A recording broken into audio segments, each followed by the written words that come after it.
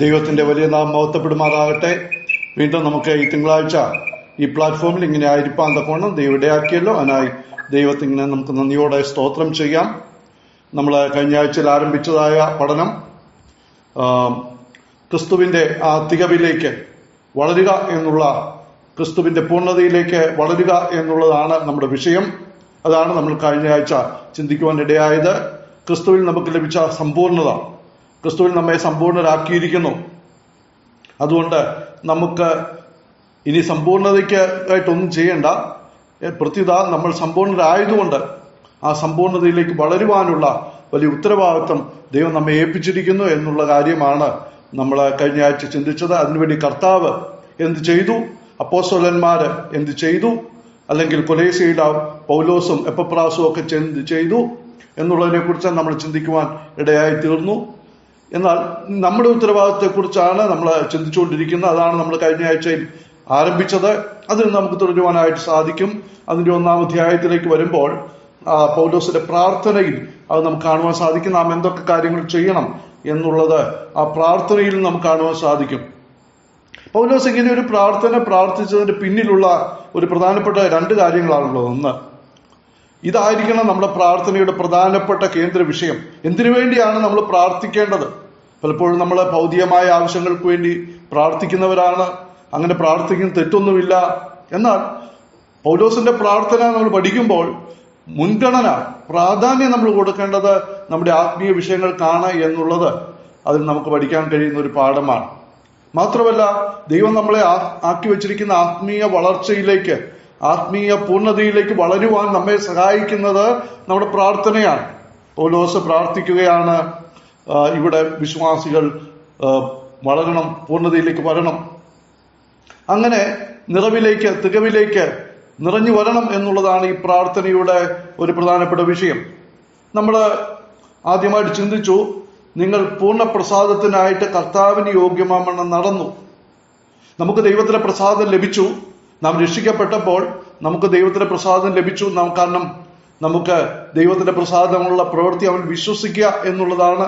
അങ്ങനെ വിശ്വസിക്കാനുള്ള ഭാഗ്യം നമുക്ക് ലഭിച്ചു. നമുക്ക് ദൈവത്തെ പ്രസാദിപ്പിക്കാൻ കഴിഞ്ഞു. എന്നാൽ ആ പ്രസാദത്തിന്റെ പൂർണ്ണതയിലേക്ക് വളരണം. കാരണം നമ്മൾ പൂർണ്ണതയിലാണ്. അപ്പോൾ പൂർണ്ണ പ്രസാദത്തിലേക്ക് വരാൻ എന്താണ് ചെയ്യേണ്ടത് എന്ന് പൗലോസ് പറയുകയാണ്.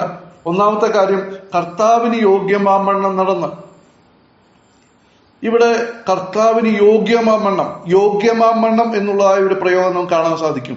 ഇവിടെ ഉപയോഗിച്ചിരിക്കുന്ന വാക്ക് ഓക്സിയോസ് എന്ന വാക്കാണ്. ഓക്സിയോസ് എന്ന വാക്ക് ഒരു പക്ഷേ നമ്മൾ കേട്ടിട്ടുണ്ടായിരിക്കും. ഈ തിരുമേനിമാരെയൊക്കെ വായിച്ചതിന് ശേഷം അവരെ കസേരയിൽ ഇരുത്തി ഈ അച്ഛന്മാരും തിരുമേനിമാരും ഒക്കെ എടുത്ത് പൊക്കിയിട്ട് പറയുന്ന വാക്കാണ് ഓക്സിയോസ്. ഇവൻ യോഗ്യൻ എന്നാണ്, അല്ലെങ്കിൽ ഇവൻ ആക്കി വെച്ചിരിക്കുന്ന ആ സ്ഥാനത്തിന് യോഗ്യൻ എന്നുള്ള തത്തുല്യമായ അവസ്ഥയിൽ എത്തിയിരിക്കുന്നു എന്നാണ് അതിന്റെ അർത്ഥം. അപ്പോൾ ഓക്സിയോസ് എന്ന വാക്കാണ് ഇവിടെ ഉപയോഗിച്ചിരിക്കുന്നത്. എന്ന് പറഞ്ഞാൽ ഓഫ് ഈക്വൽ വെയിറ്റ്, തത്തുല്യമായ അവസ്ഥയിൽ, അതിന് യോഗ്യമായ നിലയിൽ നമ്മൾ നടക്കണം എന്നുള്ളതാണ്. ആ കർത്താവ് നമ്മളെ വിളിച്ചിരിക്കുന്ന കർത്താവിന്റെ പൂർണ്ണതയ്ക്ക് യോഗ്യമായ നിലയിൽ ഒരു ജീവിതം നമുക്കുണ്ടാകണം. അതിനെന്ത് ചെയ്യണം? അതിന് ഒന്നാമത് നമ്മൾ കർത്താവിനോട് പറഞ്ഞു, കർത്താവേ, അങ്ങയുടെ യോഗ്യതയിലേക്ക് വരാൻ എനിക്ക് ഇതുവരെ കഴിഞ്ഞിട്ടില്ല. ആ യോഗ്യതയിലേക്ക് വളരുവാൻ, ആ യോഗ്യതയിലേക്ക് ഉയരുവാൻ കർത്താവെ എന്നെ സഹായിക്കണമേ. അങ്ങയുടെ ആ യോഗ്യതയിലേക്ക് വളരുവാനുള്ള ആഗ്രഹം എനിക്കുണ്ട്, ആ താല്പര്യം എനിക്കുണ്ട്, ആ വലിയ അദമ്യമായ ആഗ്രഹം എന്നിലുണ്ട്, എന്നെ സഹായിക്കണം എന്നുള്ളത് നാം പ്രാർത്ഥിക്കണം. ഈ ലേഖനത്തിന്റെ 4 അധ്യായങ്ങളിലും നടപ്പ് വളരെ രസകരമായ നിലയിൽ പൗലോസ് പറഞ്ഞിട്ടുണ്ട്.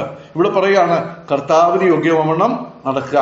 2-ാം അധ്യായത്തിലേക്ക് വരാം. 2-ാം അധ്യായത്തിന്റെ 6-ാമത്തെ വാക്യം ഒന്ന് വായിക്കാമോ? ഫിലിപ്പ് 2:6.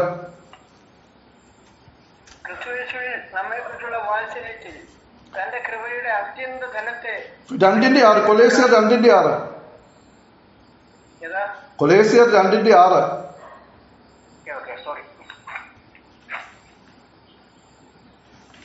ആകയാൽ നിങ്ങൾ കർത്താവായ ക്രിസ്തുവിനെ കൈക്കൊണ്ടതുപോലെ അവന്റെ കർത്താവിന് യോഗ്യമായ നടപ്പെന്ന് പറയുമ്പോൾ ഇവിടെ പൗലോസ് പറയാണ്, കർത്താവിന്റെ കൂട്ടായ്മയിൽ നടപ്പിൻ. Walking in fellowship with Christ. ക്രിസ്തുവിനോടുള്ള ആ കൂട്ടായ്മയിൽ നടക്കുക.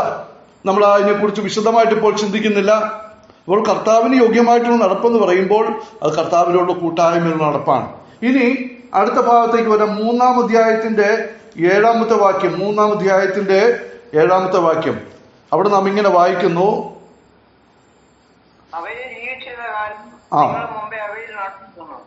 മുമ്പേ നിങ്ങൾ അവയിൽ നടന്നു പോകും. നിങ്ങൾക്കൊരു മുമ്പേ ഉള്ളൊരു നടപ്പുണ്ടായിരുന്നു. അതിനെക്കുറിച്ചാണ് ഇതിന്റെ 6-ാം വാക്യത്തിൽ 5-6 പൗലോസ് പറയുന്നത്. അശുദ്ധിയിലും ദുഷ്കാമത്തിലും ദുർമോഹത്തിലും ഒക്കെ നടന്നതായ ഒരു നടപ്പുണ്ടായിരുന്നു. എന്നാൽ ഇനി അങ്ങനെ നടക്കാൻ പാടില്ല. മുമ്പേ നടന്ന നടപ്പ് ഉപേക്ഷിച്ചെങ്കിൽ മാത്രമേ ക്രിസ്തുവിനോട് ചേർന്ന് നമുക്ക് നടക്കാനായിട്ട് കഴിയത്തുള്ളൂ. രക്ഷിക്കപ്പെടുന്നതിന് മുമ്പ് നടന്നുപോയ ആ നടപ്പ്, ഇനി ആ നടപ്പ് നമ്മളിൽ ഉണ്ടാകാൻ പാടില്ല. എങ്കിലേ ക്രിസ്തുവിന്റെ കൂട്ടായ്മയിൽ കർത്താവിന് യോഗ്യമായ നിലയിൽ നമുക്ക് നടക്കാൻ സാധിക്കത്തുള്ളൂ. ഇനി 4-ാം അധ്യായത്തിന്റെ 5-ാം വാക്യം. 4:5. സമയം സമയം തക്കത്തിൽ ഉപയോഗിച്ചുകൊണ്ട് പുറത്തുള്ളവരോട് ജ്ഞാനത്തോടെ നടപ്പിനെന്നാണ് ശരിയായിട്ട് പരിഭാഷപ്പെടുത്തേണ്ടത്. അപ്പം പുറത്തുള്ളവരോട് ജ്ഞാനത്തോടെ നടക്കുക. അപ്പോൾ കർത്താവിന് യോഗ്യമാവണ്ണം ഉള്ള നടപ്പെന്ന് പറഞ്ഞാൽ അതിന്റെ അർത്ഥം 1, കർത്താവിനോടുള്ള കൂട്ടായ്മയിൽ നടക്കുക. 2, പഴയത്തെ മുമ്പിലത്തെ നടപ്പോ ഉപേക്ഷിക്കുക. ആ നടപ്പിന് നമ്മുടെ ജീവിതത്തിൽ കടന്നു വരാൻ കഴിയത്തില്ല. മാത്രമല്ല പുറത്തുള്ളവരോട് സാക്ഷ്യത്തോടെ ജ്ഞാനത്തോടെ നടക്കുക എന്ന് പറയുമ്പോൾ ആ ദൈവം നൽകിയിരിക്കുന്ന ജ്ഞാനം, ആ ജ്ഞാനം നമ്മുടെ ജീവിതത്തിൽ സമയം തക്കത്തിൽ ഉപയോഗിച്ചുകൊണ്ട് നമുക്ക് ലഭിച്ചിരിക്കുന്ന സമയം പുറത്തുള്ളവരോടുള്ള ബന്ധത്തിൽ തക്ക സമയത്ത് ഉപയോഗിച്ചുകൊണ്ട് എന്ന് പറഞ്ഞാൽ അവരുടെ മുമ്പിൽ കർത്താവിന്റെ സാക്ഷികളായി, അവരുടെ മുമ്പിൽ നമുക്ക് നടക്കാൻ അധികം സമയമില്ല. ലഭിച്ചിരിക്കുന്ന സമയം കർത്താവിനെ ഉയർത്തിക്കൊണ്ട് കർത്താവിന്റെ മഹത്വം വെളിപ്പെടുത്തിക്കൊണ്ട് അവിടുത്തെ സുവിശേഷ സാക്ഷികളായി ആ ജ്ഞാനത്തോടെ അവരോട് പെരുമാറുക, അല്ലെങ്കിൽ അവരോട് അവിടെ നടക്കുക എന്നാണ് പൗലോസ് ഇവിടെ ആവശ്യപ്പെടുന്നത്. അപ്പോൾ കർത്താവിന് യോഗ്യമായിട്ട് നടക്കണം. ഇനി നമുക്കറിയാം പൗലോസിന്റെ ഒരു പ്രധാനപ്പെട്ട പ്രയോഗമാണ് നടപ്പ് എന്നുള്ളത്. എന്താണ് കർത്താവിന് യോഗ്യമായിട്ട് നടക്കുക എന്ന് പറഞ്ഞാൽ, ഒന്നാമതായിട്ട് നമുക്ക് മനസ്സിലാക്കാൻ കഴിയുന്ന ഒരു കാര്യം, കർത്താവ് നമ്മളെ വിളിച്ചിരിക്കുന്ന ആ വിളിക്ക് യോഗ്യമായിട്ട് നമ്മൾ നടക്കുക.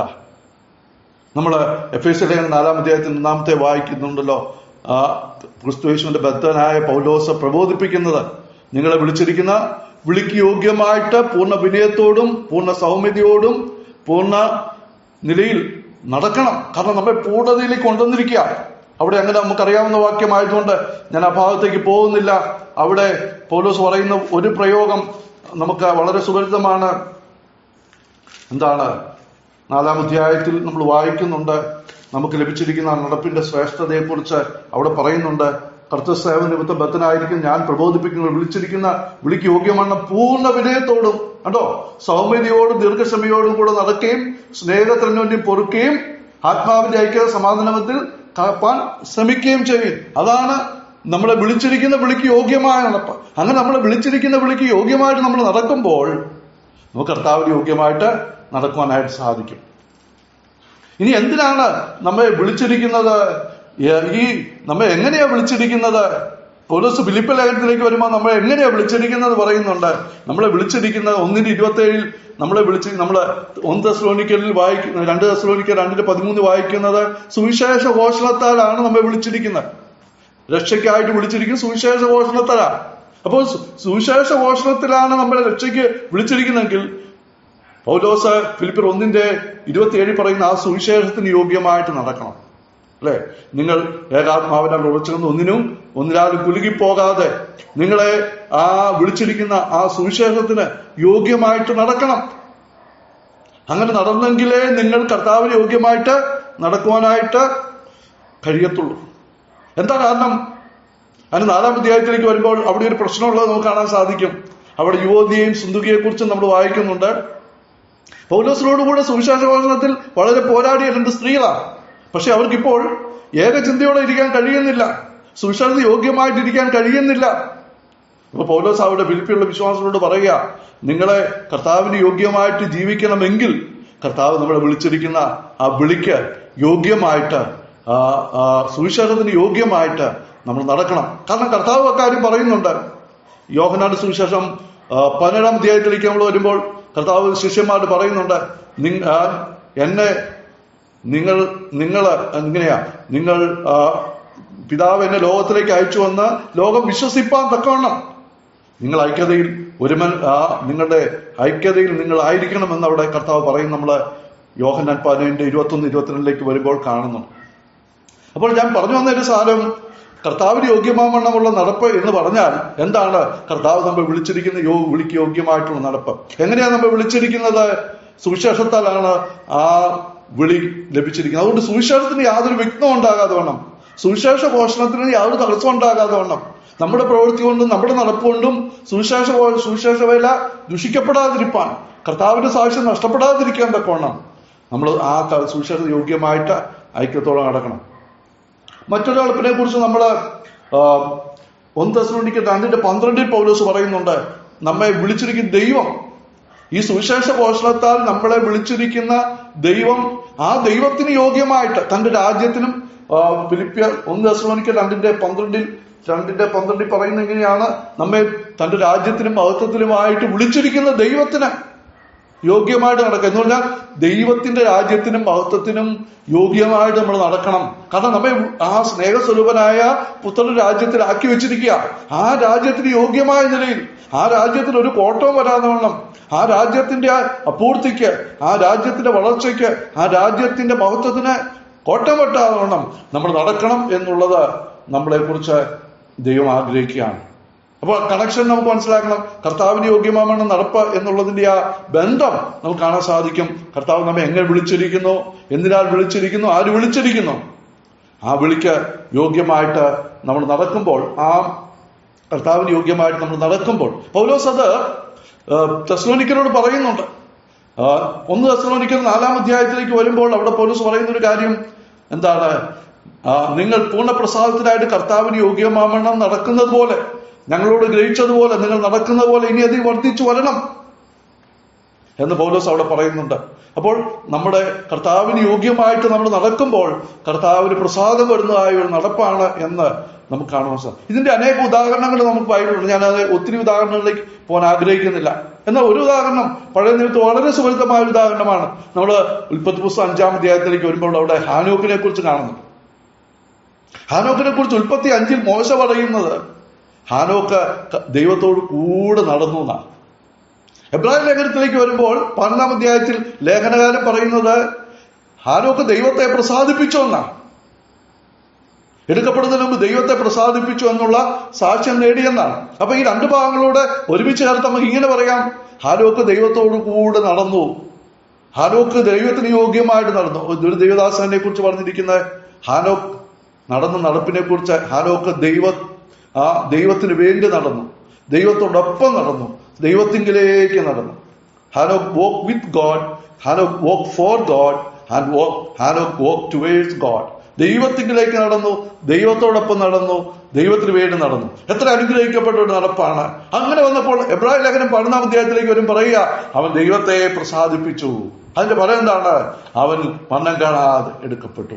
പ്രിയപ്പെട്ടവരെ, ദൈവത്തെ പ്രസാദിപ്പിക്കുക, ദൈവത്തെ പ്രസാദിപ്പിക്കുന്ന നടപ്പിന് ഒരു പ്രതിഫലമുണ്ട് എന്ന് നമുക്ക് കാണാൻ സാധിക്കും. നമുക്കറിയാം ഇതിന്റെ ഏറ്റവും നല്ല മാതൃക നമ്മുടെ കർത്താവായ യേശുക്രിസ്തുവാണ്. അവിടത്തെ കുറിച്ച് പറഞ്ഞല്ലോ, ഇവൻ എന്റെ പ്രിയപുത്രൻ, ഇവനെ ഞാൻ പൂർണ്ണമായി വെൽ പ്ലീസ്ഡ്, പൂർണ്ണമായി ഞാൻ പ്രസാദിപ്പിക്കുന്നു. എനിക്ക് ഇനി പൂർണ്ണമായി ദൈവത്തിൽ പ്രസാദിച്ച പുത്രനാണ് നമ്മുടെ മാതൃക. അവൻ നമുക്ക് ഒരു മാതൃക വെച്ചു പോന്നിരിക്കുക. ദൈവത്തെ പ്രസാദകരമായ ഒരു ജീവിതത്തിന്റെ നല്ല മാതൃക നമുക്കറിയാം. മത്തായി 3-ലും അതുപോലെ 17-ലും നമ്മൾ ആ വാക്ക് കേൾക്കുന്നുണ്ട്, ഇവൻ എന്റെ പ്രിയപുത്രൻ, ഇവനിൽ ഞാൻ പ്രസാദിച്ചിരിക്കും, ഇവന് ചെവി കൊടുപ്പീൻ. അപ്പോൾ ദൈവത്തിന് പ്രസാദകരമായ ഒരു നടപ്പ് നമുക്ക് ഉണ്ടായിരിക്കുക എന്നുള്ളതാണ് ദൈവം നമ്മെ കുറിച്ച് ആഗ്രഹിക്കുന്നത്. നമുക്കറിയാം ഇങ്ങനെ നടക്കുന്നതുകൊണ്ടുള്ള പ്രയോജനം എന്താ?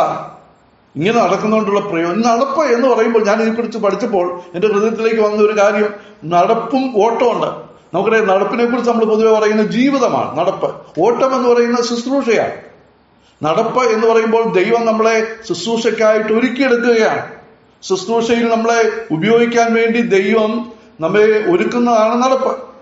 നമുക്കറിയാം ദൈവം ഉപയോഗിച്ച എല്ലാവരും ദൈവത്തോട് ചേർന്ന് നടന്നതിന് ശേഷമാണ് ദൈവം അവർ ഉപയോഗിച്ചത്. നമുക്കറിയാം യോസേപ്പിനെ 13 വർഷക്കാലം ദൈവം തന്നോട് ചേർത്ത് നടത്തി. 17 വയസ്സിലാണ് അദ്ദേഹം ഈ ഈജിപ്തിലെത്തിയത്. 30-ാമത്തെ വയസ്സിലാണ് അദ്ദേഹം ഫറവോയുടെ പ്രധാനമന്ത്രിയായി. 13 വർഷക്കാലം കർത്താവിനോട് ചേർന്ന് നടന്ന് ആ നടപ്പിൽ അവിടുത്തെ പരിശീലനം ലഭിച്ച് പരിശീലിപ്പിച്ച് ദൈവം അവന്റെ നടപ്പിനെ പരിശോധിച്ച് അവന്റെ നടപ്പ് എങ്ങനെയുണ്ടെന്ന് മനസ്സിലാക്കി അവനെ പരിശീലിപ്പിച്ച് ശുശ്രൂഷയ്ക്കാക്കി. അതുപോലെ മോശയുടെ കാര്യം നമുക്കറിയാം. 80 വർഷക്കാലം കഴിഞ്ഞതിന് ശേഷമാ മോശയെ 40 വർഷ ശുശ്രൂഷയ്ക്കായിട്ട് ദൈവം ഉപയോഗിച്ചു. 80 വർഷക്കാലം മോശയെ ദൈവം നടത്തി പരിശീലിപ്പിക്കുകയായി. അപ്പോൾ 80 വർഷക്കാലത്തെ പരിശീലനത്തിന് ശേഷം 40 വർഷക്കാലം മോശ ശുശ്രൂഷിച്ചു. അതുകൊണ്ട് ദൈവത്തോട് കൂടെയുള്ള നടപ്പ് എന്ന് പറഞ്ഞാൽ ഇറ്റ്സ് എ ട്രെയിനിങ് പീരീഡ്. അതൊരു പരിശീലന കാലം കൂടിയാണ്. കർത്താവ് നമ്മളെ പരിശീലിപ്പിക്കുകയാണ്. അവൻ നമ്മെ നടത്തി പരിശീലിപ്പിക്കുകയാണ്. നമുക്കറിയാം പൗലോസിനെ കുറിച്ച് കാണാൻ സാധിക്കും. പൗലോസ് ദമസ്കോസിൽ വെച്ച് രക്ഷിക്കപ്പെട്ടതിന് ശേഷം ചില നാളുകൾ ദൈവം അവനെ മരുഭൂമിയിൽ കൊണ്ടുവന്ന് അറബിയിലേക്ക് പോയി എന്നൊക്കെ നമ്മൾ ഗലാത്യ ലേഖനത്തിൽ വായിക്കുന്നുണ്ട്. എന്തിനാണ്? ഒരു പരിശീലനം. അതുപോലെ നമുക്കറിയാം ശിഷ്യന്മാരെ 3.5 വർഷക്കാലം കർത്താവ് പരിശീലിപ്പിക്കുകയായിരുന്നു. അവരോരുത്തരോട് ചേർന്ന് നടന്ന് പരിശീലനം നേടി അതിനുശേഷം കർത്താവ് സ്വർഗാരോഹണം ചെയ്തതിനു ശേഷമുള്ള ശുശ്രൂഷയ്ക്കായിട്ട് അവരെ ദൈവം ഒരുക്കുകയായി. അങ്ങനെ നടപ്പ് എന്ന് പറയുന്നത് ഒരു കൂട്ടായ്മയാണ്. നടപ്പ് എന്നുള്ളത് ഒരു ശുശ്രൂഷയാണ്. എന്നാൽ അതോടൊപ്പം തന്നെ നടപ്പ് ഒരു പരിശീലനം കൂടെയാണ്. ചേർന്ന് നടന്ന് കർത്താവിൽ നിന്ന് പഠിക്കുക, കർത്താവിനോട് ചേർന്ന് അവനെ മനസ്സിലാക്കുക, അവനെ ഗ്രഹിക്കുക, അവനെ അറിയുക, അവന്റെ മഹത്വം കാണുക, അവന് വേണ്ടി ജീവിക്കുക. അങ്ങനെ വരുമ്പോൾ അവനോട് ചേർന്ന് നടക്കുന്നവരെ അവൻ ഉപയോഗിക്കും എന്നുള്ളതാണ് നമുക്ക് കാണുവാൻ സാധിക്കുന്നത്. നമ്മൾ വായിക്കുന്നുണ്ടല്ലോ, ആ നന്മയൊന്നും മുടക്കയില്ല കർത്താവിനോട് ചേർന്ന് നടക്കുന്നവർക്ക് എന്ന് നമുക്ക് കാണുവാനായിട്ട് സാധിക്കും. അങ്ങനെ ഒരു നടപ്പിനെ കുറിച്ചാണ് ആദ്യമായിട്ട് ഇവിടെ പറയുന്നത്. കർത്താവിന് പൂർണ്ണപ്രസാദത്തിനായിട്ട് കർത്താവിന് യോഗ്യമായിട്ട് നടക്കുക. ഇനി അടുത്തതായിട്ട് എന്താ പറയുന്നത് നോക്കിയേ. ഇവിടെ നാം വായിച്ചതായ കൊലോസ്യ ലേഖനം 1-ാം അധ്യായത്തിൽ പൂർണ്ണപ്രസാദത്തിനായിട്ട് കർത്താവിന് യോഗ്യമാണ് നടന്ന് ആത്മീയമായ സകല ജ്ഞാനത്തിലും വിവേകത്തിലും അവന്റെ ഇഷ്ടത്തിന്റെ പരിജ്ഞാനം കൊണ്ട് നിറഞ്ഞു വരണം. അതാണ് രണ്ടാമത്. നമുക്കറിയാം ആത്മീയ നിറവിന് വേണ്ടി നമ്മുടെ ലക്ഷ്യം അതാണ്. ആത്മീയമായിട്ടുള്ള ഒരു നിറവിലേക്ക് വരുവാൻ ദൈവം നമ്മെ കുറിച്ച് ആഗ്രഹിക്കുന്നു എന്നുള്ളതാണ് നമുക്കിവിടെ നിന്ന് ലഭിക്കുന്നതായ പാഠം. ഇവിടെ നമ്മൾ അതാണ് കാണുന്നത്. എന്താണ് ഇവിടെ പൗലോസ് പറയുന്നത്? നിറഞ്ഞു വരണം. ക്രിസ്തുവിൽ ലഭിച്ചതായ ആ പൂർണ്ണതയിലേക്ക് നമ്മൾ നിറഞ്ഞു വരണം. അത് ഇവിടെ ഒരു കപ്പൽ യാത്രയ്ക്കായിട്ട് ഒരുക്കി നിർത്തപ്പെടുന്നതിന് ഉപയോഗിച്ചിരിക്കുന്ന വാക്കാണ്. ഒരു ദൂരയാത്രയ്ക്കായിട്ട് ഒരു കപ്പൽ ഇങ്ങനെ ഒരുക്കി നിർത്തിയിരിക്കുകയാണ്. എല്ലാ നിലയിലും ഒരുക്കി നിർത്തിയിരിക്കുകയാണ്. ആവശ്യമായ ഇന്ധനമൊക്കെ നിറച്ച് ആവശ്യമായ വസ്തുവകളൊക്കെ അയറ്റി ഇങ്ങനെ കപ്പൽ പുറപ്പെടാൻ ഒരുക്കി നിർത്തുന്നതിന് ഉപയോഗിച്ചിരിക്കുന്ന ഒരു വാക്കാണ് ഇവിടെ നമുക്ക് കാണുവാനായിട്ട് സാധിക്കുന്നത്. ഇവിടെ കർത്താവിനെ കുറിച്ച് നമ്മൾ വായിക്കുമ്പോൾ കർത്താവിൽ എല്ലാ പൂർണ്ണതയും ഉണ്ട് എന്നുള്ള 1:19 1:25 2:2 ഒക്കെ നമ്മൾ കാണുന്നുണ്ട്. എന്താണ് നിറയപ്പെടുക എന്ന് പറഞ്ഞ അർത്ഥമാക്കുന്നത്? നിറയപ്പെടുക എന്നതിന്റെ അർത്ഥം നിയന്ത്രിക്കപ്പെടുക എന്നാണ്, അല്ലെ? പരിശുദ്ധാത്മാവിനാൽ നിറയപ്പെടുക എന്ന് പറഞ്ഞാൽ അതിന്റെ അർത്ഥം പരിശുദ്ധാത്മാവിനാൽ നിയന്ത്രിക്കപ്പെടുക, അല്ലെ? ഒരാൾ കോപം നിറഞ്ഞവനായി എന്ന് പറഞ്ഞാൽ ആ വ്യക്തി കോപത്താൽ നിയന്ത്രിക്കപ്പെടുന്നു എന്നാണ് അർത്ഥം. ദൈവത്തിന്റെ ഹിതത്തിന്റെ പൂർണ്ണതയിൽ നിറയപ്പെടുക എന്നുള്ളതാണ് ഇവിടെ ദൈവം നമ്മെ കുറിച്ച് ആഗ്രഹിക്കുന്ന കാര്യം. ഇതെങ്ങനെ സാധിക്കും? ഇവിടെ പൗലോസ് പറയുന്നത് ദൈവഹിതം തിരിച്ചറിയത്തക്ക ദൈവത്തിന്റെ ഹിതത്തിന്റെ ദൈവത്തിന്റെ ഇഷ്ടത്തിന്റെ പരിജ്ഞാനം, ദൈവഹിതത്തിന്റെ പരിജ്ഞാനം, ദൈവഹിതത്തിന്റെ പൂർണ്ണത, ദൈവഹിതത്താൽ നിറയപ്പെട്ട ഒരു ജീവിതം, ദൈവഹിതത്താൽ നിയന്ത്രിക്കപ്പെട്ട ഒരു ജീവിതം, ആ നിറവിലേക്ക് വരിക. അതാണ് പൗലോസ് ഇവിടെ പ്രാർത്ഥിക്കുന്നതാണ്. ദൈവാത്മാവാണ് നമ്മെ അതിനെ സഹായിക്കുന്നതായിട്ട് നമുക്ക് ദൈവത്തിൽ കാണുവാൻ സാധിക്കും. ഇവിടെ 2 കാര്യങ്ങളാണ് ഈ നിറവിനുള്ള ബന്ധത്തിൽ നമുക്ക് കാണുവാനായിട്ട് സാധിക്കുന്നത്. എങ്ങനെയാണ്? ഒന്ന്, ആത്മീയമായ സകല ജ്ഞാനത്തിലും വിവേകത്തിലും. ആത്മീയമായ സകല ജ്ഞാനത്തിൽ നോക്കുക, സകല എന്നുള്ള പ്രയോഗം ഓൾ വിസ്ഡം ആൻഡ് നോളജ് എന്നാണ്. എന്ന് പറഞ്ഞാൽ അർത്ഥം എല്ലാ നിലയിലും നമ്മൾ നിറഞ്ഞു വരുവാൻ ബാധ്യസ്ഥരാണ്. ആത്മീയമായ ചില ജ്ഞാനത്തിലല്ല, ചില വിവേകത്തിലല്ല. ആത്മീയമായ എന്നുള്ളത് വിവേകത്തെക്കുറിച്ചും ജ്ഞാനത്തെക്കുറിച്ചും, ലോകജ്ഞാനമല്ല. നശിച്ചു പോകുന്ന നമ്മൾ കൊല്ലി വായിക്കുന്ന ഈ ലോകത്തിലെ പ്രഭുക്കന്മാരുടെ ജ്ഞാനമല്ല, നശിച്ചു പോകുന്ന ഈ ലോകത്തിന്റെ ജ്ഞാനമല്ല, സ്വർഗത്തിൽ എന്നേക്കും സ്ഥിരമായിരിക്കുന്ന സ്വർഗീയമായ ജ്ഞാനം, ഉയരത്തുനിന്നുള്ള ജ്ഞാനം. നമ്മുടെ യാക്കോബിന്റെ ലേഖനത്തിൽ വായിക്കുന്നുണ്ടല്ലോ, ഉയരത്തുനിന്നുള്ള ജ്ഞാനം അത് ശാന്തതയുള്ളതാണ്, അത് സൗമ്യതയുള്ളതാണ്, അത് പക്ഷപാതരഹിതമാണ്, അത് നീതിയുള്ളതാണ്. നമ്മൾ അനേക കാര്യങ്ങൾ ജ്ഞാനത്തെക്കുറിച്ച് വായിക്കുന്നുണ്ട്. ഇവിടെ സകല ജ്ഞാനത്തിലും വിവേകത്തിലും അവിടുത്തെ ഇഷ്ടപ്രകാരം ഇഷ്ടത്തിന്റെ പരിജ്ഞാനത്താൽ നിയന്ത്രിക്കപ്പെടണം. ദൈവത്തിന്റെ ഇഷ്ടത്തിന്റെ പരിജ്ഞാനത്താൽ നാം നിയന്ത്രിക്കപ്പെടാൻ രണ്ട് കാര്യങ്ങളാണ് പറഞ്ഞിരിക്കുക. എങ്ങനെ നിയന്ത്രിക്കപ്പെടണം? ജ്ഞാനത്തിൽ. എങ്ങനെ നിയന്ത്രിക്കപ്പെടണം? വിവേകത്തിൽ. എങ്ങനെ നിയന്ത്രിക്കപ്പെടണം? ദൈവത്തിന്റെ ഇഷ്ടത്തിന്റെ പരിജ്ഞാനത്താൽ നിയന്ത്രിക്കപ്പെടുന്ന ഒരു ജീവിതം, ദൈവത്തിന്റെ ഇഷ്ടത്തിന്റെ പരിജ്ഞാനത്തിൽ നടക്കുന്ന ഒരു ജീവിതം, ദൈവത്തിന്റെ ഇഷ്ടത്തിന്റെ പരിജ്ഞാനത്തിൽ നടക്കുന്ന ഒരു ജീവിതമാണ് ദൈവത്തിന് പ്രസാദകരമായ ജീവിതം. അതെങ്ങനെയാ? രണ്ട് കാര്യങ്ങളാണ്. ഒന്ന്, സകല ജ്ഞാനത്തിലും. ഈ ജ്ഞാനം എന്നുള്ളത് ഗ്രഹിക്കുക എന്ന ആശയമാണ്. അറിയുക, അറിവ്, അറിയണം. ഒന്നാമതായിട്ട് കാര്യങ്ങൾ മനസ്സിലാക്കണം. ദൈവാത്മാവിന്റെ സഹായത്തോടെ ദൈവം എന്ന സത്യങ്ങൾ ഗ്രഹിക്കുക എന്നാണ് അർത്ഥം. നമ്മളെ സംബന്ധിച്ചിടത്തോളം ദൈവത്തിനെ കുറിച്ചുള്ള ജ്ഞാനം, യഹോവയെ കുറിച്ചുള്ള ജ്ഞാനം ദൈവവചനത്തിൽ നിന്നാണ് നമുക്ക് ഗ്രഹിക്കുന്നത്. നമ്മൾ വായിക്കുന്നുണ്ട് 2-ാം അധ്യായത്തിൽ, കർത്താവിൽ നിന്നാണ് നമുക്കിത് ലഭിക്കുന്നത്. കാരണം കർത്താവിലാണ് സകല ജ്ഞാനത്തിന്റെയും. 2-ാം അധ്യായത്തിൽ 2-ാം വാക്യം നമ്മൾ വായിക്കുന്നുണ്ടല്ലോ, ക്രിസ്തുവിലാണ് 3-ാം വാക്യം, അവരിൽ ജ്ഞാനത്തിന്റെയും പരിജ്ഞാനത്തിന്റെയും നിക്ഷേപങ്ങളൊക്കെയും ഗുപ്തമായിരിക്കുന്നു. ക്രിസ്തുവിൽ ജ്ഞാനത്തിന്റെയും പരിജ്ഞാനത്തിന്റെയും നിക്ഷേപങ്ങൾ ഗുപ്തമായിരിക്കുകയാണ്, മറഞ്ഞിരിക്കുകയാണ്. ദൈവാത്മാവാണ് നമുക്കത് വെളിപ്പെടുത്തി തരുന്നത്. അത് ദൈവവചനത്തിലൂടെയാണ് നമുക്ക് വെളിപ്പെടുത്തി തരുന്നത്. അപ്പോൾ ദൈവവചനത്തിലൂടെ ദൈവികമായ ജ്ഞാനം, ദൈവവചനത്തെ കുറിച്ചുള്ള പരിജ്ഞാനം, ദൈവവചനത്തെ അറിയണം, ദൈവവചനത്തെ മനസ്സിലാക്കണം, ദൈവവചനത്തെ ഗ്രഹിക്കണം. നമുക്കറിയാം, വിശ്വാസത്തിന്റെ ഒന്നാമത്തെ സ്റ്റെപ്പ് അതാ. നീ ആ ഷണ്ണൻ തേരിൽ പോയപ്പോൾ ഫിലിപ്പോസ് ചോദിച്ചൊരു ചോദ്യം, നീ വായിക്കുന്നത് ഗ്രഹിക്കുന്നുണ്ടോ? നിനക്കത് മനസ്സിലാകുന്നുണ്ടോ? നിനക്കത് ഗ്രഹിക്കാൻ കഴിയുന്നുണ്ടോ? പ്രിയപ്പെട്ടവരെ, ആത്മീയമായിട്ട് ദൈവികമായ പരിജ്ഞാനത്തിന്റെ, ദൈവഹിതത്തിന്റെ നിറവിലേക്ക് വരുവാൻ, ദൈവഹിതത്താൽ നിയന്ത്രിക്കപ്പെടുന്ന ഒരു ജീവൻ നയിക്കുവാൻ നമുക്ക് ആവശ്യമായിരിക്കുന്ന ഒരു പ്രധാനപ്പെട്ട കാര്യമാണ് ദൈവവചന സത്യങ്ങൾ ഗ്രഹിക്കത്തക്കവണ്ണം ദൈവത്തിലെ ആത്മാവ് നമ്മുടെ ജീവിതങ്ങളെ, നമ്മുടെ ഹൃദയത്തിന്റെ കണ്ണുകളെ തുറക്കുക. ആ തുറക്കുമ്പോൾ നമുക്ക് ആ ജ്ഞാനം ലഭിക്കുവാനായിട്ട് ഇടയായിത്തീരും. നമ്മുടെ രണ്ടാമത്തെ കാര്യം, ആത്മീയമായ സകല ജ്ഞാനത്തിൽ വിവേകത്തിലും. എന്താ വിവേകം എന്ന് പറഞ്ഞു കഴിഞ്ഞാൽ അതിന്റെ അർത്ഥം, ഈ ഗ്രഹിക്കുന്ന കാര്യങ്ങൾ എങ്ങനെ പ്രയോഗത്തിൽ വരുത്തണം. പല കാര്യങ്ങളും നമ്മൾ ഗ്രഹിക്കുന്നു എന്നുള്ളത് ശരിയാണ്, പക്ഷെ അത് എപ്പോഴാ പ്രാക്ടിക്കൽ, എങ്ങനെ അത് പ്രായോഗികമാക്കണം, എങ്ങനെ നമ്മുടെ ജീവിതത്തിന്റെ പ്രായോഗിക തലത്തിലേക്ക് അത് വരണം. അതാണ് വിവേകം എന്ന് പറയുന്നത്. ജ്ഞാനം ഗ്രഹിക്കുക, വിവേകം അത് application of the knowledge, understanding the knowledge. ആ കാര്യങ്ങളെ മനസ്സിലാക്കുക, അതാണ് നോളജ്, അറിവ്, ജ്ഞാനം. വിവേകം എന്ന് പറഞ്ഞാൽ ആപ്ലിക്കേഷൻ ഓഫ് ദി അണ്ടർസ്റ്റാൻഡിങ്. ആ ഗ്രഹിച്ച കാര്യങ്ങൾ, മനസ്സിലാക്കിയ കാര്യങ്ങൾ, അറിഞ്ഞ കാര്യങ്ങൾ അത് പ്രായോഗിക ജീവിതത്തിൽ വരണം. അപ്പോഴാണ് അത് പരിജ്ഞാനമായിട്ട് മാറുന്നത്. ദൈവ ഇഷ്ടത്തിന്റെ പരിജ്ഞാനത്തിലേക്ക് അപ്പോഴാണ് നമുക്ക് വരുവാനായിട്ട് സാധിക്കും. അത് ദൈവത്തിലെ ഏറ്റവും പ്രസാദകരമായ കാര്യമാണ്. ദൈവം ഉപയോഗിച്ച ആളുകളെ കുറിച്ച് നമ്മൾ ബൈബിളിൽ പഠിക്കുമ്പോൾ അവർക്കെല്ലാം ഈ ജ്ഞാനവും വിവേകവും ഉണ്ടായിരുന്നു എന്നുള്ളത് നമുക്ക് കാണുവാൻ സാധിക്കും. നമ്മൾ അതിന്റെ ഒരു നല്ല ഉദാഹരണം പഴയ നിയമത്തിൽ കാണുന്നുണ്ട്. യോസേപ്പിനെ കുറിച്ച് നമ്മൾ വായിക്കുന്നുണ്ട്. യോസേപ്പിനെ കുറിച്ച് പറയുന്ന ഒരു പ്രയോഗമുണ്ട്. എന്താണെന്നറിയാമോ? ഫറവോൻ പറയുന്ന ഒരു പ്രയോഗം, ഇവനെ പോലെ ജ്ഞാനവും വിവേകമുള്ള ഒരു പുരുഷനെ കണ്ടെത്തുമോ? ആ വ്യക്തിയുടെ ജ്ഞാനവും വിവേകവും എന്താണ്? യോസേപ്പിന്റെ ജ്ഞാനവും വിവേകവും. യോസേപ്പിന്റെ ജ്ഞാനവും വിവേകവും നമുക്ക് ഫറവോന്റെ ഉത്തരത്തിൽ കാണാൻ സാധിക്കും. ഫറവോൻ സ്വപ്നം കണ്ടു. മിസ്രൈമിലെ ആഭിചാരകന്മാർക്കും ശുദ്രക്കാർക്കും അവിടുത്തെയുള്ള വിദ്വാൻമാർക്കൊന്നും അതിന്റെ ഉത്തരം കണ്ടെത്താൻ കഴിഞ്ഞില്ല. എന്നാൽ യോസേപ്പ് ആ ഉത്തരം കണ്ടെത്തി. അപ്പോൾ എന്ത് സംഭവിച്ചു? യോസേപ്പ് പറഞ്ഞു, ഇതാണ് സ്വപ്നം, അതാണ് ജ്ഞാനം. അപ്പോൾ വിവേകം എന്താണ്? ആ സ്വപ്നത്തിന്റെ ആ ജ്ഞാനം അത് ഗ്രഹിച്ചു, അത് എന്താണെന്ന് പറഞ്ഞു കൊടുത്തു, അതാണ് ജ്ഞാനം. വിവേകം എന്താണ്?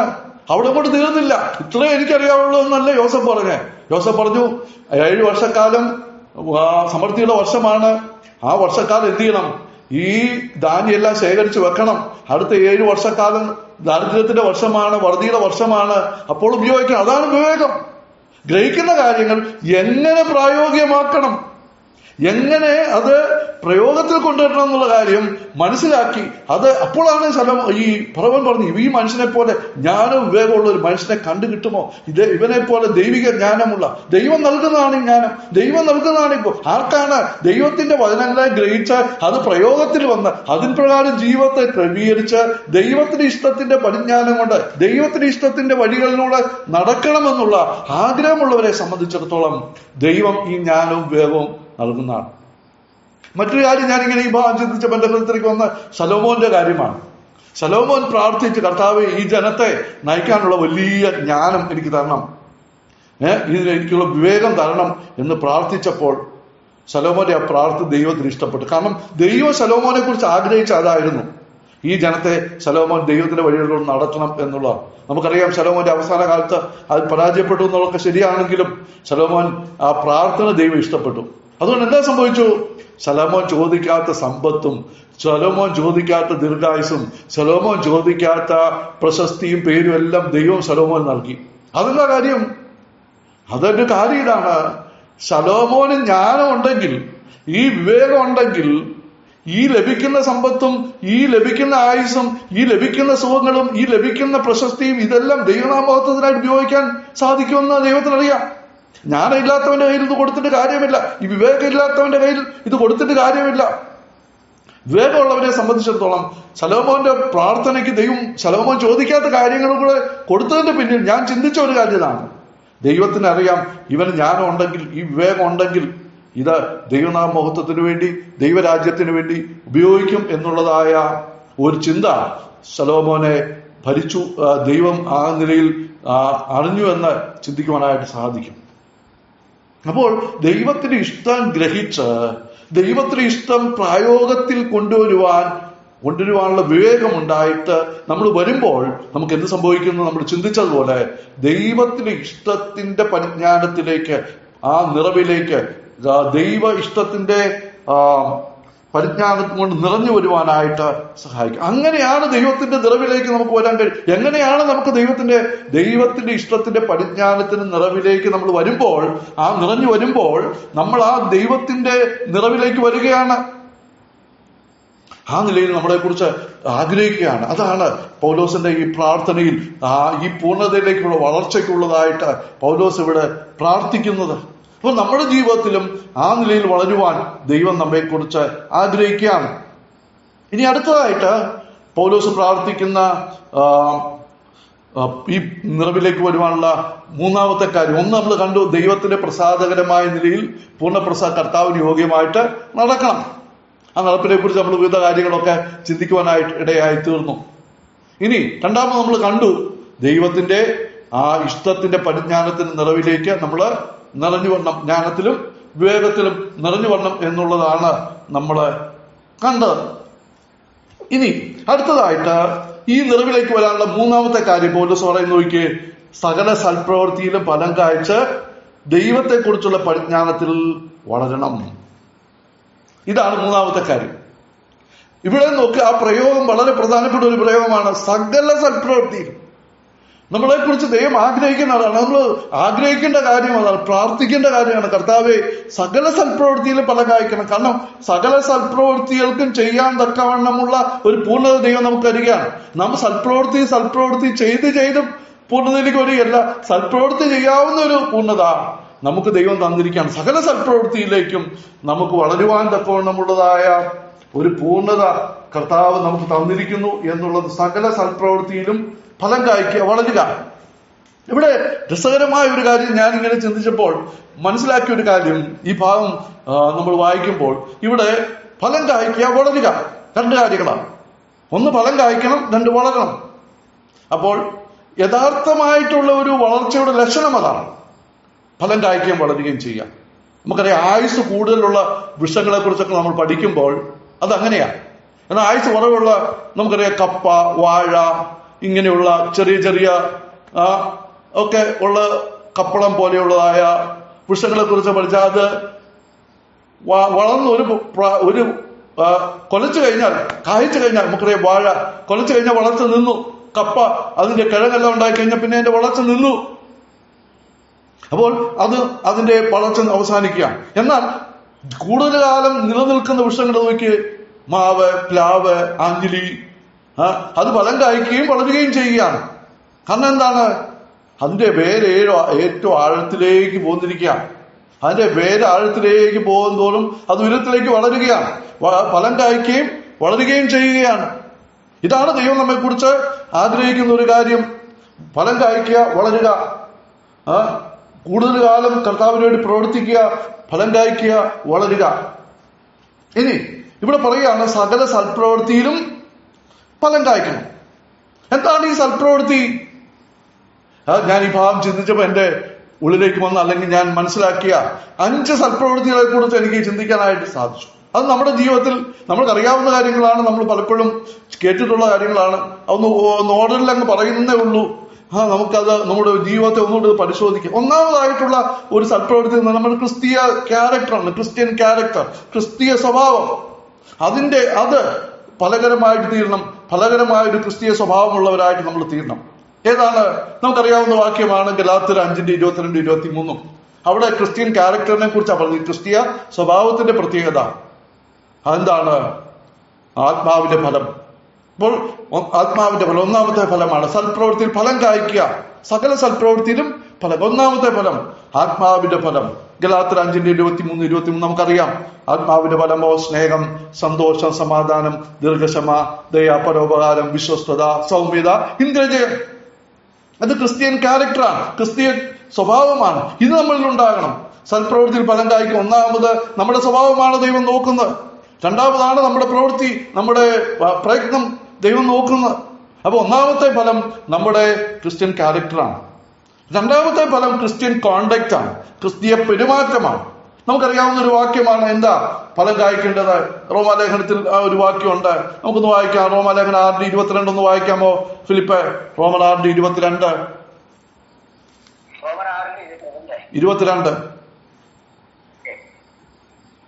എന്നാൽ ഇപ്പോൾ പാപത്തിൽ നിന്ന് സ്വാതന്ത്ര്യം പ്രാപിച്ച് ദൈവത്തിന്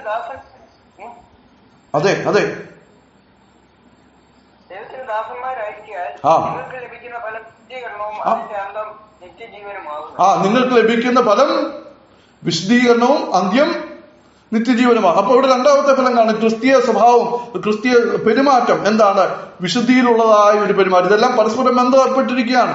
പാപത്തിന്റെ ദാസത്തിൽ നിന്ന് നമുക്ക് ലഭിച്ചിരിക്കുന്ന ദാസത്തിൽ നമുക്ക് സ്വാതന്ത്ര്യം ലഭിച്ചിരിക്കുകയാണ്.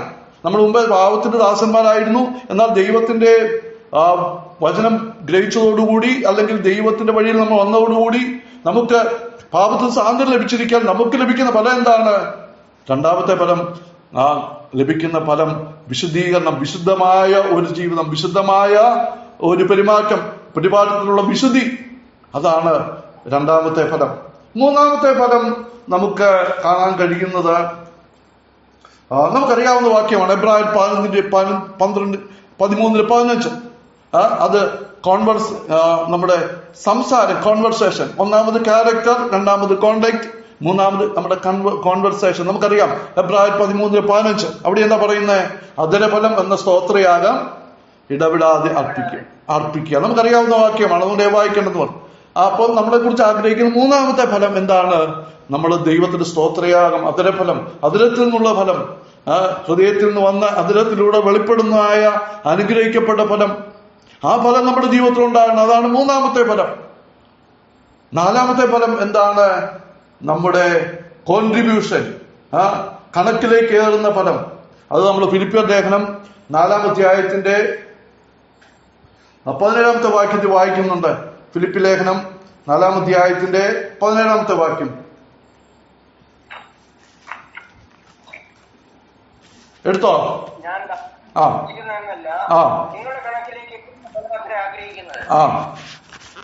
നിങ്ങളുടെ കണക്കിലേക്ക് കയറുന്ന ഫലം. അതെ. അതെന്താണ്? നമുക്കറിയാം, ഫിലിപ്പിയ വിശ്വാസികളെ പൗലോസിന് കൊടുത്ത കോൺട്രിബ്യൂഷൻ, അവർക്ക് കൊടുത്ത കൂട്ടായ്മ, ഭൗതിക നന്മ, അല്ലെങ്കിൽ അവർക്ക് കൊടുത്ത സാമ്പത്തികമായ നന്മ, അതാണ് കണക്കിലേക്ക് കയറുന്ന ഫലം. നാലാമത്തേത് റോമർ 1:13. അവിടെ എന്താ പൗലോസ് പറയുന്നത്? റോമർ 1:13 വായിക്കാമോ?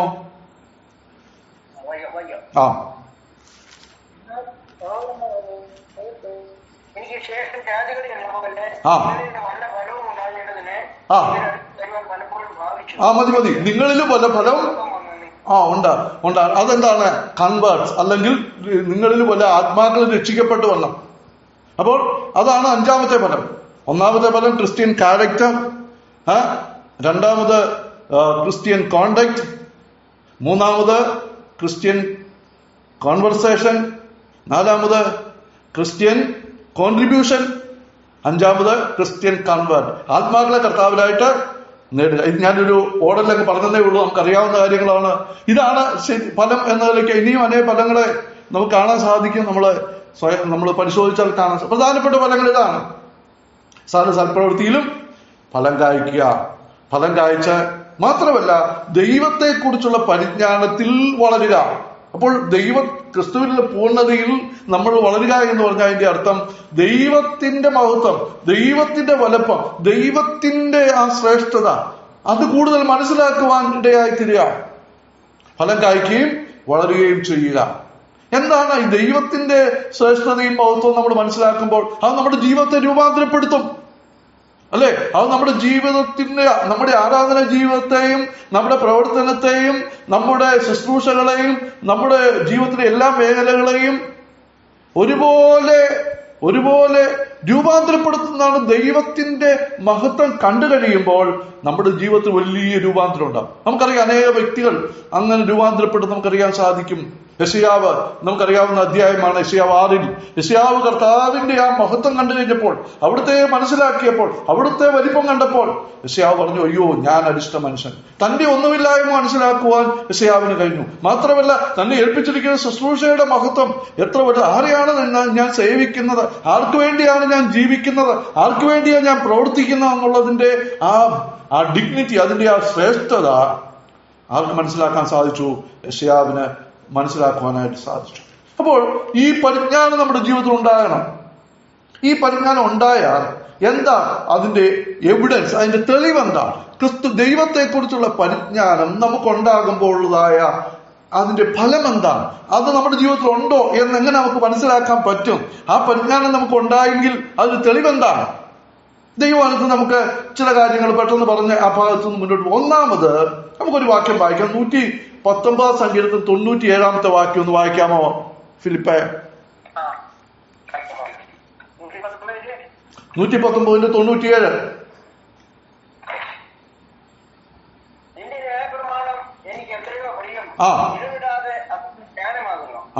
മതി. ദൈവത്തെക്കുറിച്ചുള്ള പരിജ്ഞാനം നമ്മൾ വർദ്ധിക്കുമ്പോൾ ദൈവത്തിന്റെ ന്യായപ്രമാണത്തുള്ളത്, ദൈവത്തിന്റെ വചനത്തോട് നമുക്കൊരു കൂടുതൽ സ്നേഹം ഉണ്ടാകും, വചനത്തോട് കൂടുതൽ ഒരു താല്പര്യം ഉണ്ടാകും, കൂടുതൽ ആ വചനം ധ്യാനിക്കുവാനും. ഇവിടെ സങ്കീർത്തനക്കാരൻ പറയുകയാണ്, എനിക്ക് നിന്റെ വചനത്തോട് എത്ര വലിയ താല്പര്യമാണ്, എനിക്ക് എത്ര പ്രിയമാണ്, അത് ഇടപെടാതെ എന്റെ ധ്യാനമാണ്. കാരണം എന്താണ്? ആ ദൈവത്തിന്റെ മഹത്വം മനസ്സിലാക്കിയപ്പോൾ അവിടുത്തെ വചനത്തിന്റെ മഹത്വം നമുക്ക് മനസ്സിലാക്കുവാൻ സാധിച്ചു. ഇനി മറ്റൊരു വാക്യം 1 യോഹന്നാൻ 2-ാം അധ്യായത്തിലേക്ക് വരാം.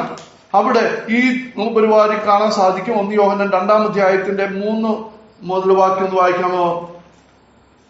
കൽപ്പനകളെ പ്രമാണിക്കുന്നുവെങ്കിൽ അവനെ അറിഞ്ഞിരിക്കുന്നു, അതിനാൽ അറിയുന്നു. അവനെ അറിഞ്ഞിരിക്കുന്നു പറയുകയും കൽപ്പനകളെ പ്രമാണിക്കാതിരിക്കുകയും ചെയ്യുന്നവൻ കള്ളനാകുന്നു. അവനെ വായിച്ചു. എന്നാൽ ആരെങ്കിലും അവന്റെ വചനം പ്രമാണിക്കുന്നുവെങ്കിൽ അവനിൽ വാസ്തവമായി തികഞ്ഞിരിക്കും. കർത്താവ് യോഹന്നാൻ പറയുകയാണ്, അവനെ അറിഞ്ഞിരിക്കുന്നു. അവനെ കുറിച്ചുള്ള പരിജ്ഞാനം ഉള്ളവൻ എന്ത് ചെയ്യും? അവനെ പൂർണ്ണമായിട്ട് കൂടുതൽ അനുസരിക്കും, പൂർണ്ണമായ ഒരു അനുസരണത്തിലേക്ക് വരും. അത് കർത്താവിനെ കുറിച്ചുള്ള പരിജ്ഞാനത്തിന്റെ മറ്റൊരു തെളിവാണ്. കർത്താവിനെ കൂടുതൽ അറിയുന്നവർ അവനെ കൂടുതൽ അനുസരിക്കുവാനായിട്ട് ഇടയായിത്തീരും എന്നുള്ളതാണ് ഒരു കാര്യം നമുക്ക് കാണുവാൻ സാധിക്കും. കൂടുതൽ പൂർണ്ണതയുള്ള അനുസരണത്തിലേക്ക് വരും.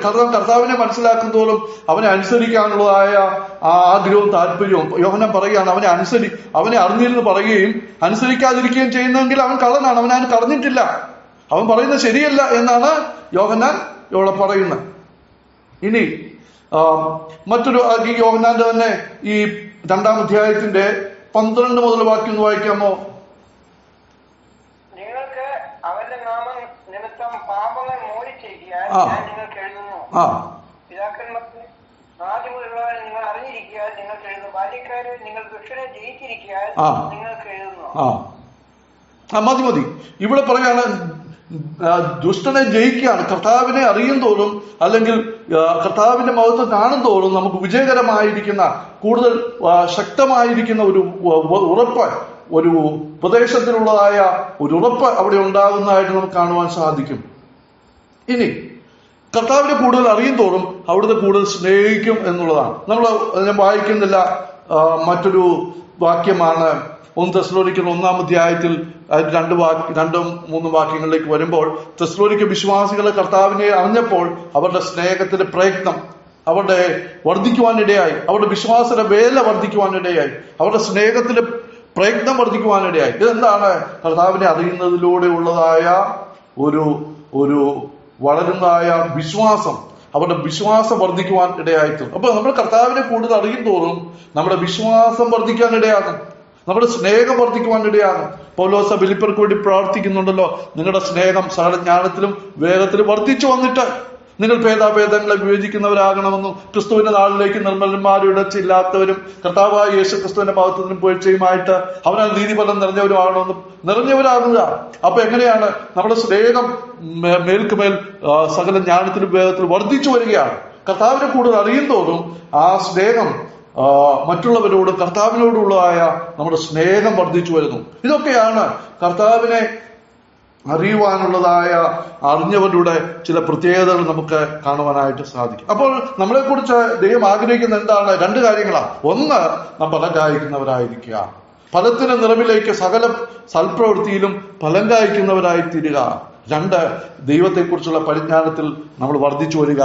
അങ്ങനെ വർദ്ധിച്ചു വരുമ്പോൾ നമ്മളുടെ ജീവിതത്തിൽ ആ ഫലം വെളിപ്പെടുന്നതായിട്ടും ആ കർത്താവിന്റെ മഹത്വം നമ്മുടെ ജീവിതത്തിലൂടെ വെളിപ്പെടുന്നതായിട്ടും നമുക്ക് കാണുവാൻ സാധിക്കും. നമുക്കറിയാം, ഇയ്യോബിനെ കുറിച്ച് നമ്മൾ വായിക്കുന്നുണ്ട്. ഇയ്യോബ് അനേക കാര്യങ്ങൾ പറയുന്നുണ്ട്.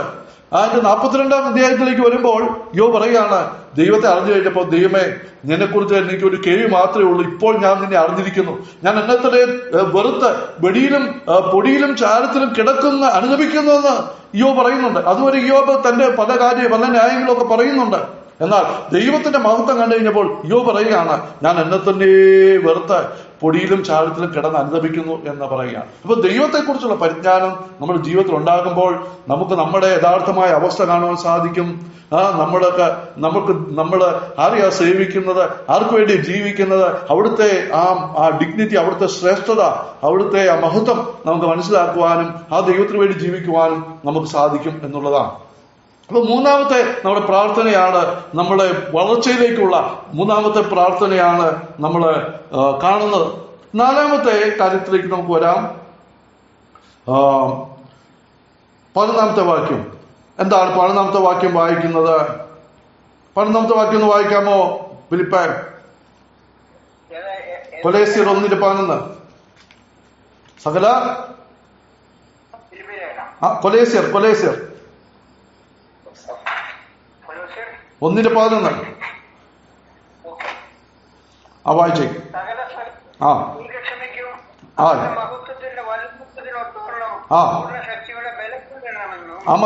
മതി.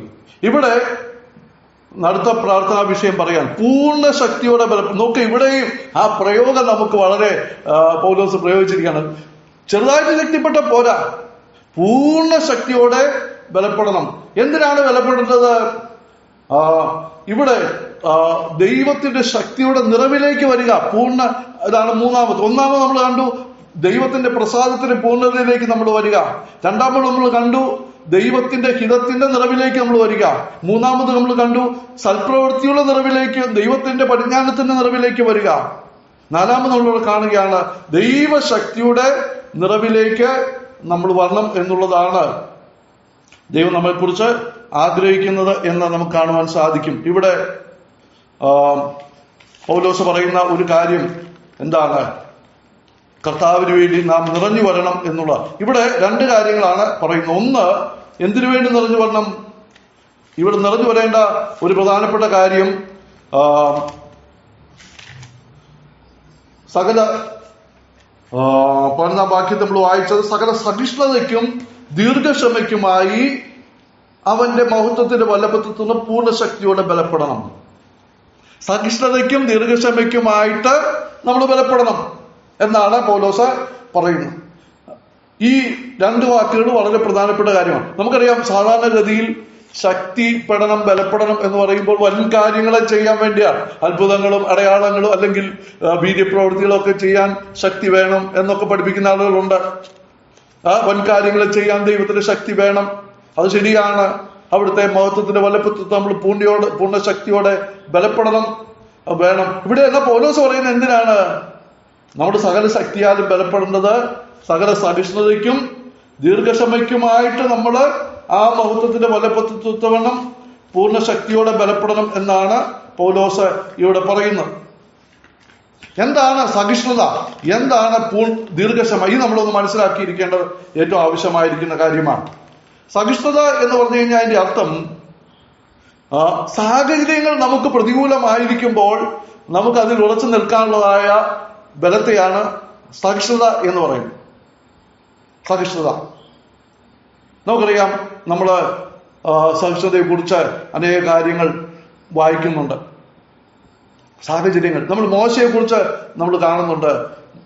ഇസ്രായേലിൽ ദൈവം മോശയെ അയച്ചപ്പോൾ മോശ അവിടെ 10 ബാധകൾ വരെയും സഹിഷ്ണുതയോടെ നിന്നതായിട്ട് നമുക്ക് കാണുവാനായിട്ട് സാധിക്കും. മാത്രമല്ല, ദൈവം മോശയെ പലവിധമായ പരിശോധനയിലൂടെ കടത്തിവിട്ടു എന്ന് നമുക്ക് വായിക്കുന്നുണ്ട്. എന്തിനാണ്? ആ സഹിഷ്ണുതയിൽ നിലനിൽക്കുവാനാണ്. സാഹചര്യങ്ങൾ പ്രതികൂലമാകുമ്പോൾ നമുക്ക് നിലനിൽക്കാൻ വേണ്ട കൃപ ലഭിക്കുന്നതാണ് സഹിഷ്ണുത. നമ്മൾ റോമലേഖന 5-ാം അധ്യായത്തിൽ വായിക്കുന്നുണ്ട്, കഷ്ടത സഹിഷ്ണുതയും സഹിഷ്ണുത സിദ്ധതയും സിദ്ധത പ്രത്യാശ ഉളവാക്കുന്നു എന്നറിഞ്ഞ് നാം കഷ്ടങ്ങളിൽ പ്രശംസിക്കുന്നു. അവിടെ കഷ്ടതയിൽ പ്രശംസിക്കുന്നതിന്റെ കാരണത്തെക്കുറിച്ച് പൗലോസ് പറയുന്നത്, കഷ്ടത എന്തുണ്ടാകുന്നു? സഹിഷ്ണുതയെ ഉളവാക്കുന്ന ഒരു കാര്യമാണ്. അപ്പോൾ സഹിഷ്ണുതയ്ക്കായിട്ട് നമ്മൾ എന്ത് ചെയ്യണം? അവിടുത്തെ മഹത്വത്തിന്റെ വല്ലഭത്വത്തിലൊത്തവണ്ണം പൂർണ്ണ ശക്തിയോടെ ബലപ്പെടണം എന്നുള്ളതാണ് സഹിഷ്ണുത. സാഹചര്യങ്ങൾ പ്രതികൂലമാകുമ്പോൾ നമുക്ക് നിലനിൽപ്പാനുള്ള ശക്തിയാണ് നമുക്ക് ആവശ്യം. അതിനെയാണ് സഹിഷ്ണുത എന്ന് പറയുന്നത്. ഇനി ദീർഘക്ഷമ എന്ന് പറഞ്ഞാൽ എന്താ അർത്ഥം? ദീർഘക്ഷമ എന്ന് പറഞ്ഞു കഴിഞ്ഞാൽ അതിന്റെ അർത്ഥം, ആളുകൾ നമുക്ക് പ്രതികൂലമാകുമ്പോൾ, ആളുകൾ നമുക്കെതിരായിട്ട് നിൽക്കുമ്പോൾ നമുക്ക് ലഭിക്കും അതിന്റെ മധ്യത്തിൽ നിൽക്കുക. ആളുകൾ എതിരായിട്ട് നിൽക്കുന്ന സന്ദർഭങ്ങളിൽ അവരോട് കർത്താവിന്റെ മഹത്വത്തിന് വേണ്ടി അവരുടെ സാക്ഷിയായിട്ട് നിൽക്കുവാൻ കഴിയുന്നതാണ് ദീർഘക്ഷമ. സഹിഷ്ണുതയും ദീർഘക്ഷമയും രണ്ടും പരസ്പരം ബന്ധമുള്ളതാണ്. സാഹചര്യങ്ങളുടെ മധ്യത്തിൽ ആളുകൾ നമുക്കെതിരാകുമ്പോൾ അല്ലെങ്കിൽ പ്രതികൂലമായി ആളുകൾ നിൽക്കുമ്പോൾ അവരോടുള്ള ബന്ധത്തിൽ നമുക്ക് സഹിഷ്ണുതയോടെ നിൽക്കാൻ കഴിയുക, അല്ലെങ്കിൽ ദീർഘക്ഷമയോടെ നിൽക്കാൻ കഴിയുക. നമുക്കറിയാം, ദീർഘക്ഷമയെക്കുറിച്ച് നമ്മൾ എപ്പോഴും പഠിക്കുമ്പോൾ നമ്മുടെ ഹൃദയത്തിലേക്ക് വരുന്നൊരു വാക്യമുണ്ട്. 1 കൊരിന്ത്യർ 13-ാം അധ്യായം, സ്നേഹം ദീർഘമായിട്ട് ക്ഷമിക്കുകയും ദയ കാണിക്കുകയും ചെയ്ത് നമ്മൾ വായിക്കുന്നു. അപ്പോൾ സ്നേഹത്തിന്റെ ഒരു ഫലമാണ് ദീർഘക്ഷമ. ആളുകൾ എതിരായിട്ട് നിൽക്കുമ്പോൾ അവരോട് സ്നേഹത്തോടെ പെരുമാറാൻ കഴിയുക. ഇതിന്റെ ഏറ്റവും നല്ല മാതൃക നമ്മുടെ കർത്താവായ യേശുക്രിസ്തു തന്നെയാണ്. നമുക്കറിയാം, നമ്മളെപ്പോഴും ഈ ഭാഗം ദീർഘക്ഷമയെ കുറിച്ച് നമ്മൾ എപ്പോഴും ചിന്തിച്ചാലും നമ്മുടെ ഹൃദയത്തിലേക്ക് വരുന്നത് കർത്താവിന്റെ ആ മനോഭാവമാണ്. കർത്താവ് ആ ക്രൂശിൽ കടന്നപ്പോ ഇതുവരെയും തന്നെ നിന്ദിച്ചവരെ, പരിഹസിച്ചവരെ, തനിക്കെതിരെ നിന്നവരെ, ഇവനെ വേണ്ട, ബറബ്ബാസിനെ മതി, ഇവനെ ക്രൂശിക്കാം എന്ന് പറഞ്ഞവരോടൊക്കെ കർത്താവ് എന്താ പറഞ്ഞെന്ന് നോക്കി. നമുക്കറിയാം, ഇവർ ഇന്നതും ചെയ്യുന്നതെന്ന് അറിയായിക, ഇവരോട് ക്ഷമിക്കണമേ എന്നുള്ളതായ അതാണ് ദീർഘക്ഷമ. നമുക്കെതിരായിട്ട് ആളുകൾ നിൽക്കുമ്പോൾ അവരോട് ക്ഷമിക്കുവാനുള്ള പ്രാർത്ഥിക്കുന്ന കർത്താവിന്റെ ആ പ്രാർത്ഥന ദീർഘക്ഷമ എന്നുള്ളത്. അപ്പോൾ പ്രതികൂല സാഹചര്യങ്ങളിൽ ദീർഘക്ഷമയോടെ നിൽക്കുക. പ്രതികൂല സാഹചര്യങ്ങൾ ഉണ്ടാകുമ്പോൾ, ആളുകൾ എതിരാകുമ്പോൾ ദീർഘക്ഷമയോടെ ക്ഷമിക്കാൻ കഴിയുക. സാഹചര്യങ്ങൾ പ്രതികൂലമാകുമ്പോൾ സഹിഷ്ണുതയോടെ നിൽക്കുക. നമുക്ക് ഇതിന്റെ രണ്ട് ഉദാഹരണങ്ങൾ ബൈബിളിലുണ്ട്. ഇത് നമ്മള് മോശയുടെ കാര്യം തന്നെ ഞാൻ പറഞ്ഞല്ലോ. മോശയുടെ കാര്യം എടുത്താൽ, മോശ ആ മിസ്രയീമിൽ സഹിഷ്ണുതയോടെ നിന്നു. ഇസ്രായേൽ ജനത്തെ നമുക്കറിയാം, ഫറവോൻ എത്രയോ പ്രാവശ്യം മോശയെ ജനത്തെ വിടാമെന്നൊക്കെ പറഞ്ഞിട്ട് വിട്ടില്ല. നമുക്കറിയാം, അവസാനം ആദിയാദന്മാരുടെ സംഹാരം, പെസഹ പെരുന്നാളൊക്കെ ആവശ്യമാണ് അവർ വിട്ടുപോകുന്നത്. എന്നാൽ മരുഭൂമിയിൽ നമ്മൾ വരുമ്പോൾ, പുസ്തകം 20-ാം അധ്യായത്തിലേക്ക് നമ്മൾ വരുമ്പോൾ അവിടെ കാണുന്നുണ്ട്, ജനം എതിരായി. വെള്ളമില്ലാതെ ജനം ദാഹിച്ചപ്പോൾ അവർ പിറുപിറുത്തു, അവർ മോശയ്ക്കെതിരെ നിന്നു. അപ്പൊ മോശയോട് ദൈവം പറഞ്ഞു, മോശെ നീ പോയി ആ പാറയോട് കൽപ്പിച്ചാൽ മതി, വെള്ളം വന്നോളും. നമുക്കറിയാം മോശ എന്ത് ചെയ്തു? ഈ ജനത്തിന്റെ ആ ഭയങ്കരമായ ഈ പ്രഷർ, സമ്മർദ്ദ നിമിത്തം ഈ ജനത്തിന്റെ മോശയ്ക്ക് കോപം ഉണ്ടായി. മോശ എന്ത് ചെയ്തു? ആ പാറയോട് കൽപ്പിക്കുന്നതിന് പകരം പാറയെ തല്ലി. നമുക്കറിയാം എന്ത് സംഭവിച്ചു? വെള്ളം വന്നു. എന്നാൽ മോശയ്ക്ക് കനാൻ കാണാൻ കഴിഞ്ഞില്ല. ഇവിടെ ഒരു കാര്യം ഓർക്കണം, വെള്ളം വരുത്താൻ ദൈവത്തിന് സാധിക്കും. മോശ പറഞ്ഞാലും വെള്ളത്തിന് വരുത്താൻ പറ്റും, അടിച്ചാലും ദൈവമാണ് വെള്ളം വരുത്തുന്നത്, മോശയല്ല. എന്നാൽ മോശയ്ക്ക് സാക്ഷ്യത ഉണ്ടാക്കി കൊടുക്കാൻ ദൈവത്തിന് കഴിഞ്ഞില്ല. അത് മോശയുടെ ഉത്തരവാദിത്വം. ദീർഘക്ഷമ ഉണ്ടാക്കാൻ ജനങ്ങളെതിരായപ്പോൾ അതിന്റെ മധ്യത്തിൽ ദീർഘക്ഷമയോടെ നിൽക്കാൻ മോശയ്ക്ക് കഴിഞ്ഞില്ല. മോശ അത് 40 വർഷത്തെ അനുഭവത്തിന്റെ ജീവിതത്തിൽ വരുത്തേണ്ടതായിരുന്നു, മോശയ്ക്ക് വരുത്താൻ കഴിഞ്ഞില്ല. ഇതുപോലെ പുതിയ നിയമത്തിൽ നമുക്കൊരു നല്ല ഉദാഹരണം കാണുന്നുണ്ട്. നമുക്കറിയാം, ഗത്സമന തോട്ടത്തിൽ വെച്ച് പുരുഷാരെല്ലാം കൂടെ കർത്താവിനെ പിടിക്കാൻ വന്നപ്പോൾ പത്രോസ് മഹാപുരോഹിതന്റെ ദാസനെ വെട്ടി. എന്ത് സംഭവിച്ചു? ആ മഹാപുരോഹിതന്റെ ദാസന്റെ കാത് കർത്താവ് സൗഖ്യമാക്കി. എന്നാൽ വെട്ടാതിരിക്കാൻ തക്കവണ്ണമുള്ള ദീർഘക്ഷമ പത്രോസിന് കൊടുക്കാൻ കർത്താവിന് കഴിഞ്ഞില്ല. അത് പത്രോസ് മനസ്സിലാക്കേണ്ടതായിരുന്നു. പത്രോസ് ആ ദീർഘക്ഷമ അവന് കൊടുക്കാൻ കർത്താവിന് കഴിഞ്ഞില്ല. എന്താ? അവനത് നേടേണ്ടതായിരുന്നു. അപ്പോൾ കർത്താവിന് മൽക്കോസ് എന്ന ഒരു ദാസനെ സൗഖ്യമാക്കാൻ കഴിഞ്ഞെങ്കിലും പത്രോസിന് സാക്ഷ്യത ദീർഘക്ഷമ കൊടുക്കാൻ കർത്താവിന് കഴിഞ്ഞു. പ്രിയപ്പെട്ടവർ, ഇത് പറയുന്ന ഒരു കാര്യം, ഞാൻ പറയാൻ ആഗ്രഹിച്ച ഒരു കാര്യം ഇതാണ്. എന്താ?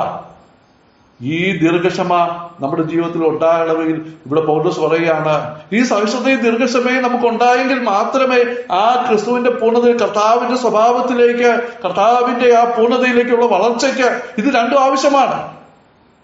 4 കാര്യങ്ങൾക്ക് നാം ശക്തിപ്പെടണമെന്ന് ഇവിടെ പറയുന്നുണ്ട്. 1-ാമത് സഹിഷ്ണുത, 2-ാമത് ദീർഘക്ഷമ, 3-ാമത് സന്തോഷത്തോടെ. ഇവിടെ നമ്മുടെ മലയാളം ബൈബിളിൽ സന്തോഷത്തോടെ സ്തോത്രം ചെയ്യണം എന്നാ പറഞ്ഞിരിക്കുന്നെങ്കിൽ ഒറിജിനലിൽ അങ്ങനെയല്ല. സന്തോഷം വന്നിരിക്കുന്ന ഈ സഹിഷ്ണുതയോടും ദീർഘക്ഷമയോടും ചേർന്നാണ്. സഹിഷ്ണുതയോടും സന്തോഷത്തോടെ സഹിഷ്ണുതയുള്ളവരാകുക. എങ്ങനെയെങ്കിലും സഹിഷ്ണുതയുള്ളവരാകാനായിട്ടല്ല, സന്തോഷത്തോടെ സഹിഷ്ണുതയുള്ളവരാകുക, സന്തോഷത്തോടെ ദീർഘക്ഷമയുള്ളവരാകുക. പ്രിയപ്പെട്ടവരെ, നമ്മളെ കുറിച്ച് ദൈവം ആഗ്രഹിക്കുന്ന കാര്യമാണ്. ഈ കാര്യങ്ങൾ ഗ്രഹിച്ചത് നമ്മുടെ ജീവിതത്തിൽ പ്രായോഗികമാക്കാവുന്ന ശക്തിയോടെ ബലപ്പെടുന്നതിനെ കുറിച്ച് കൂടുതൽ കാര്യങ്ങൾ ദൈവം അനുവദിച്ച പറഞ്ഞയാഴ്ച ചിന്തിക്കാം. ദൈവത്തിന്റെ ആത്മാവ് നമ്മെ സഹായിക്കട്ടെ. കേട്ട കാര്യങ്ങൾ നമ്മുടെ ആത്മീയ ജീവിതത്തിൽ ആ ക്രിസ്തുവിന്റെ പൂർണ്ണതയിലേക്കുള്ള വളർച്ചയ്ക്ക് നമ്മെ ബലപ്പെടുത്തട്ടെ. ഈ ചിന്തകൾ നമ്മുടെ അനുഗ്രഹത്തിനും ആത്മീയ പൂർത്തിക്ക് കാരണമാക്കി തീർക്കട്ടെ. ദൈവനാമം മഹത്വപ്പെടുമാറാകട്ടെ.